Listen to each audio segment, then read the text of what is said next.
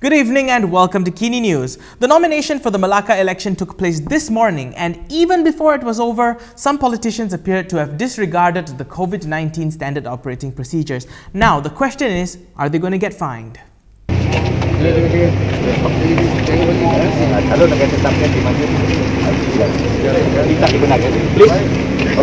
thank you very much, sir.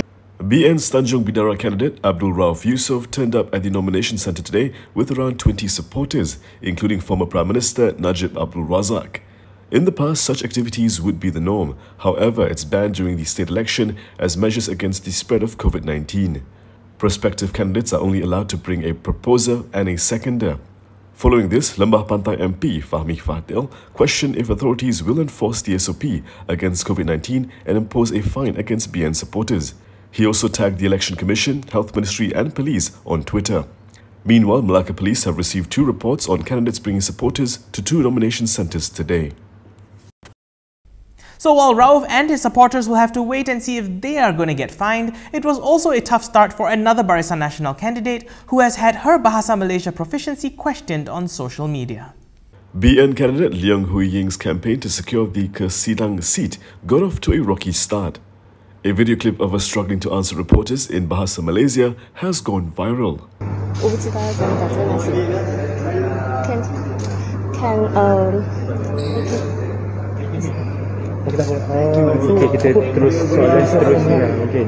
Leong was asked in English by a reporter for her thoughts on the Stability for Prosperity theme used by BN for the Melaka elections. Unable to answer, she looked off camera and told someone in Chinese, "I don't know how to answer this question."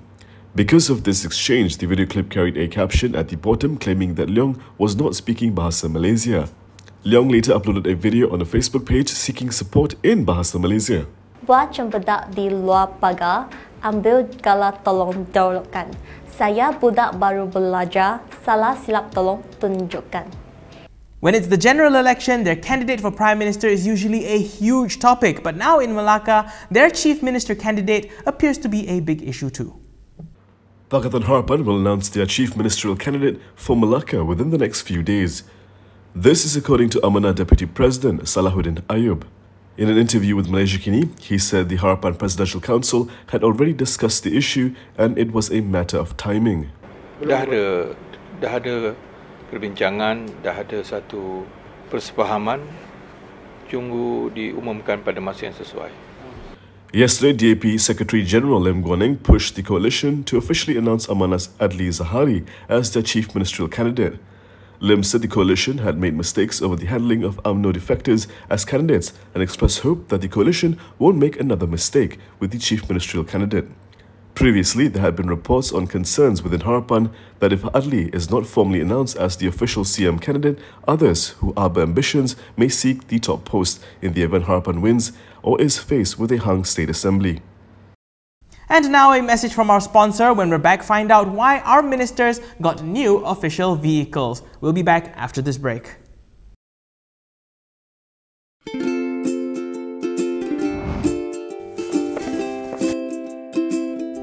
Shellfish, red meat, and beer.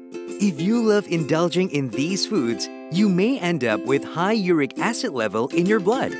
These foods consist high level of purine, a substance that will eventually break down into uric acid and be excreted through our urine. It is recommended that the amount of dietary purines should be kept between 600 to 1000 milligrams per day.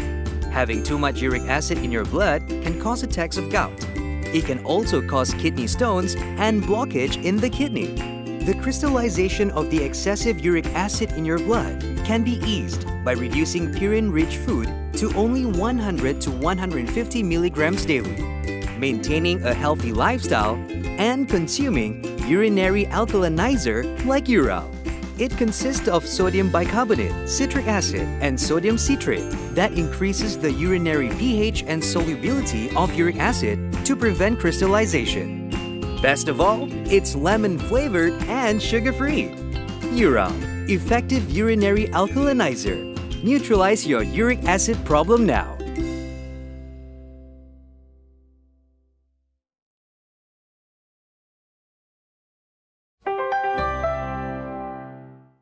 Welcome back. The government swapped out the old Proton Perdana for the boxy Velfire for our ministers, and apparently it's going to cost less than the old Protons. The government is saving RM2.80 per vehicle per month by replacing the Proton Perdana official vehicles for ministers with Toyota Velfires. This is according to the price provided by the Finance Ministry. The monthly lease of the Toyota Velfire 2.5 litre is RM4,851.61, while the Proton Perdana 2.4 Premium's lease was RM4,854.41 a month. The Finance Ministry added that the plans to replace the Proton Perdana had been made since the time of the previous governments. However, it was postponed. Prior to the replacement, the Finance Ministry said the existing Proton Perdana was already 6 years old. However, it said the replacement for ministerial vehicles was supposed to be done every 4 years. A Deepavali wish for the family of Nagendran, who is convicted in Singapore, appears to have come true as he has been spared the gallows temporarily.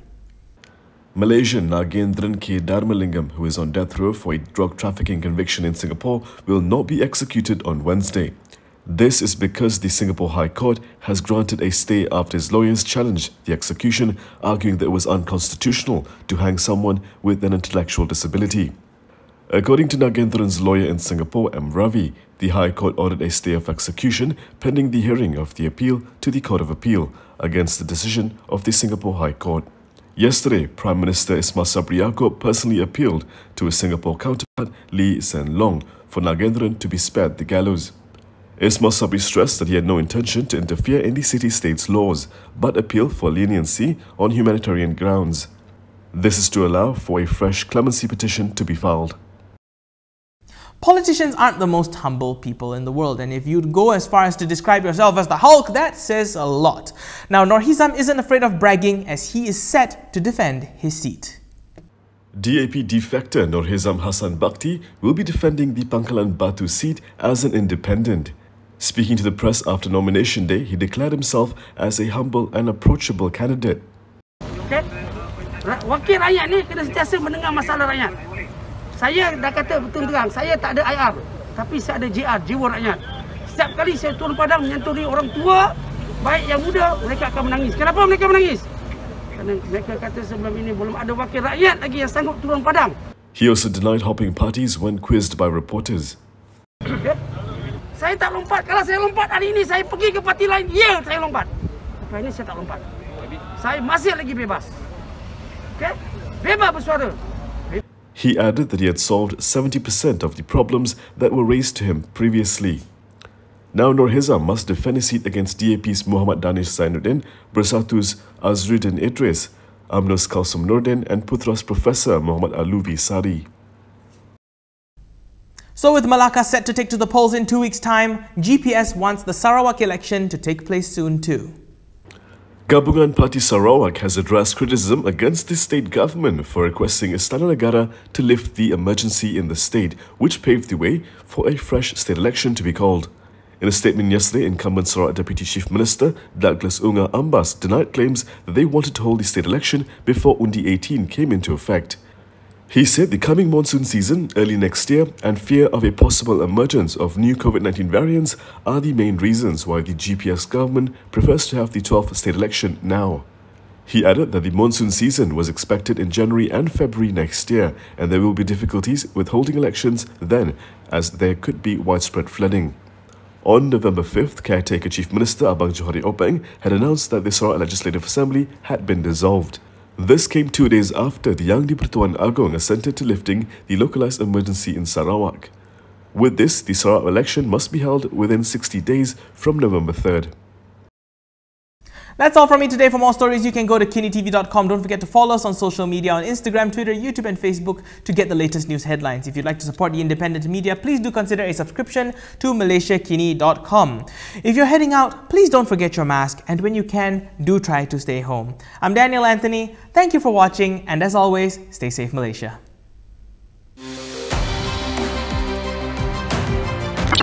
As the ministry responsible for driving our country forward through science, technology and innovation, the recognition of this award to companies, agencies and individuals who bring positive socio-economic impact to society is timely as it can serve as the motivator for the industry, community and others to always be mindful of innovation despite the unprecedented COVID-19 pandemic. This effort also complements the national development agenda based on the spirit of keluarga Malaysia. Akhir kata, kepada para pemenang, remember this. You have knowledge, and when you practice knowledge, you will get skills. When you practice skill, you will get habits. And when you practice habits, you will get attitudes. And you practice attitude, you will get the right culture.